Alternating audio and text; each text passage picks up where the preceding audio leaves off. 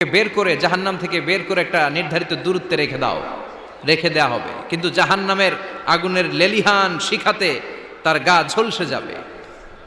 সে আল্লাহর ডেকে বলবে, মাবুদ তোমার কাছে আমি কিছু চাই না, জাহান্নাম থেকে তুমি আমাকে বের করেছো, জীবন নদীর পানি তুমি আমার গায়ের মধ্যে ঢেলে দিয়েছো, আমি আবার সজীবতা ফিরে পেয়েছি, আমি তোমার কাছে জান্নাত চাই না, শুধু নিরাপদ একটা দূরত্বে আমাকে রেখে আসো, যাতে জাহান্নামের আগুন আমারে কষ্ট দিতে না পারে। আল্লাহ, আমি কিন্তু তোমার কাছে জান্নাত চাই না। কি চাই না? জান্নাত চাই না, কিন্তু জাহান্নামের আগুন আমারে কষ্ট দিচ্ছে, এতটা দূরত্বে রাখো যাতে জাহান্নামের আগুন আমার গায়ে না লাগে। আল্লাহ বললেন, ওকে রাখবো, কিন্তু আমার সাথে একটা কন্ট্রাক্টে যেতে হবে, যে এটা তোমাকে দিলে তুমি আর নতুন করে কিছু চাবা না। সে বলবে আমি রাজি, কন্ট্রাক্ট হয়ে যাবে।